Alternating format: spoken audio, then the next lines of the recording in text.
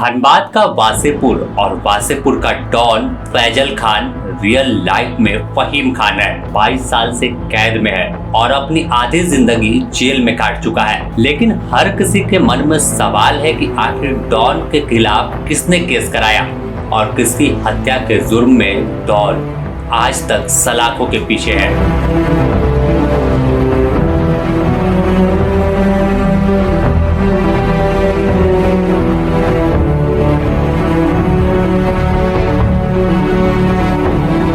वासेपुर का डॉन फहीम खान आखिर कैसे डॉन बना और इसकी शुरुआत कैसे होती है, पूरी कहानी बताएंगे। आखिर कौन है डॉन फहीम खान और कैसे नया बाजार और वासेपुर के बीच हुई गैंगवार के बाद यह डॉन बन गया, जिसका सिक्का पूरे धनबाद में चलने लगा और फिर कहानी पलट जाती है।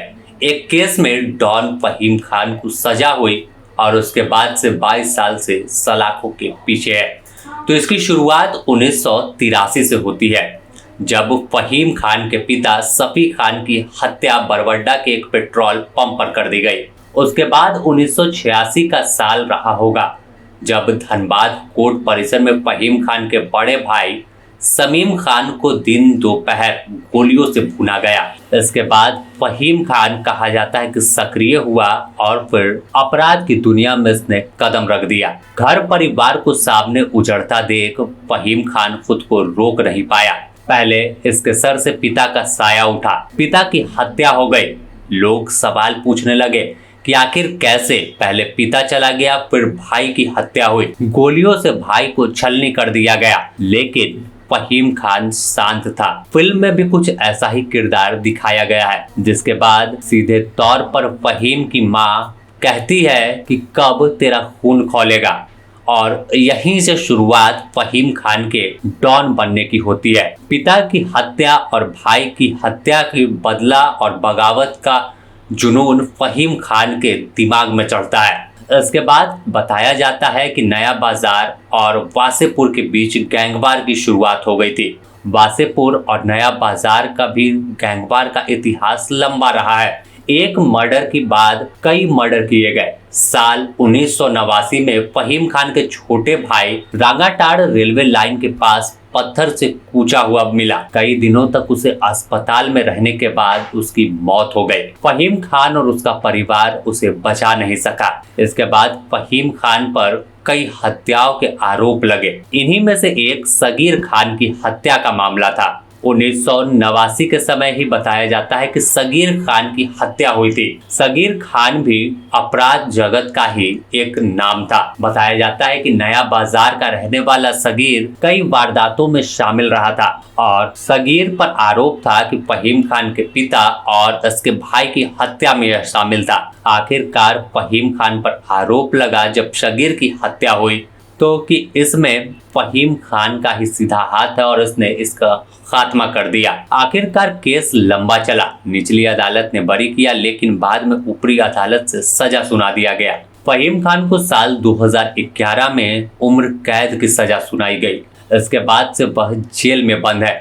ऐसे में अब फहीम खान जब जेल से बाहर आता है, इलाज कराने पहुंचता है, तो वह रहम की भीख मांग रहा है। फहीम खान पर जेल में रहते हुए भी कई आरोप लगे हैं। साबिर आलम पर हमला, रेलवे ठेकेदार इरफान खान और धीरेन्द्र प्रताप सिंह की हत्या समेत कई वारदातों में फहीम खान का नाम सामने आया। फहीम खान भले ही जेल में बंद है, लेकिन माना जाता है कि इसका सिक्का अभी भी धनबाद चलता है। जानकार बताते हैं कि फहीम खान अपनी मां और मौसी की हत्या के बाद से और भी अधिक खतरनाक हो गया।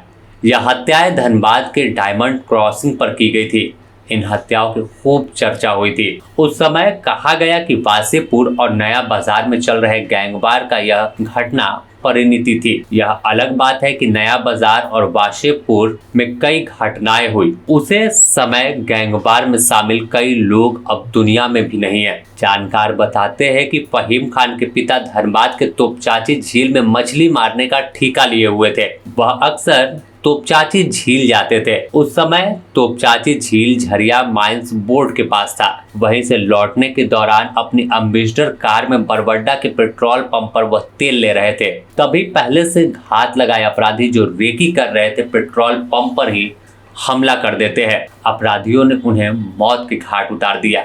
यह हत्या भी गैंग वार का नतीजा बताया जाता है। उसके बाद एक चर्चित हत्याकांड हुआ जिसमें लोग बताते हैं कि वार्ड पार्षद नजीर की हिल कॉलोनी में दिन दोपहर हत्या की गई थी। उस समय धनबाद के एसपी राजेश चंद्र हुआ करते थे। हत्याकांड के बाद पुलिस एक्शन में आई। साल 1988 में हिल कॉलोनी मजार कैंपस में नजीर की हत्या गैंग वार का चर्चित एक चैप्टर बताया जाता था। फहीम खान की अदावत साबिर आलम से भी थी। कई सालों तक यह चली।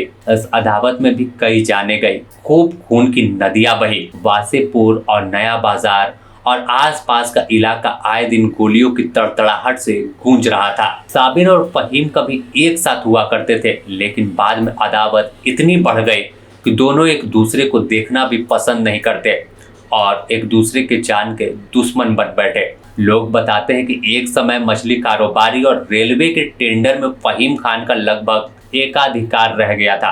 बिहार के बाहुबली भी फहीम से संपर्क करते थे और रेलवे के बड़े बड़े ठेके में काम करवाते थे। लोगों का मानना है कि फहीम खान कुछ साल पहले अपने बच्चों के निकाह में पैरोल पर धनबाद आया तो कहा था कि धनबाद कानून के हाथ लंबे होते हैं। उस समय वह आजीवन कारावास की सजा काट रहा था। फहीम खान अब जेल में जिंदगी से उब चुका है और रिहाई की गुहार लगाने लगा। वह कई बीमारियों से ग्रसित है। नया बाजार और वासेपुर के गैंग वार शांत हुआ तो फहीम के भांजे ही उसके परिवार से अदावत शुरू हो गई। अब फहीम खान का भांजा कुख्यात प्रिंस खान वीडियो जारी कर कहता है कि फहीम के परिवार को खत्म कर ही दम लेंगे। ऐसे में अब अगली कहानी में आपको बताएंगे कि प्रिंस खान और फहीम खान के बीच अदावत कैसे शुरू हुई, कैसे मामा और भांजा दोनों एक दूसरे के जान के दुश्मन बन बैठे। कभी एक ही थाली में दोनों खाते थे, लेकिन आज कहानी कैसे बदल गई जो फहीम को प्रिंस खान खुलेआम धमकी देता है।